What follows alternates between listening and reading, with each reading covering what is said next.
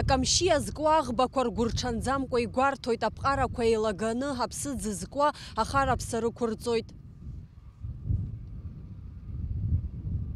Ҭагалан аӡынтәи аԥсыӡк раамҭазы аминистрцәа реилазаара ишьақәдыргылаз аквота инақәыршәаны ҩажәи хәбаны зегь тонна акамшьи акра азин ыҟоуп.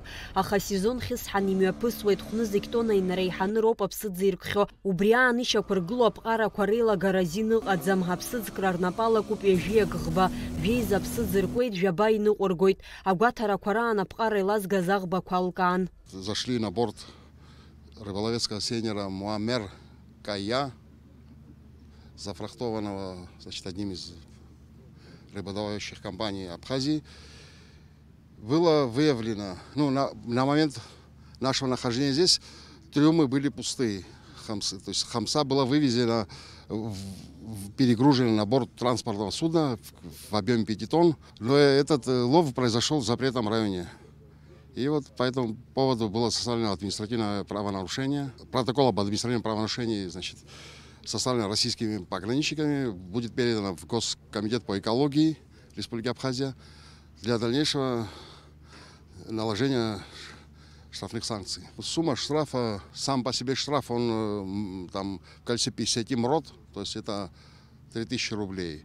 Но помимо штрафа будет наложено взыскан ущерб. Сумму ущерба определяет Госкомитет по экологии. У них есть специальные таблицы, по которым они высчитывают ущерб за промысел в запретном районе. Аԥсыӡ зкуа аӷбақәа хәышә метра аҟәараҟынтәи акамшьи аркыр ҟалаӡом. Убасгьы аӡиасқәа амшын иахьалало ҭыԥқәа рҿы акаҭа ҭарыԥсар ҟалаӡом. Ԥхынҷкәынымза инаркны жәаба инареиҳаны азин еилагарақәа шьақәыргылоуп. Агәаҭарақәа мҩаԥыргоит аекологцәа, аԥсабарахьчаратә прокуратура ахаҭарнакцәа, аԥсуеи аурыси ҳәаахьчаҩцәа. Координаты это есть навигационная карта специальная, которыми обладают все эти капитаны сейнеров, куда они не должны заходить. Часто заходят в эти запретные районы сейнера? Ну, больше десятка раз, вот, как минимум, вот, за нынешнюю путину.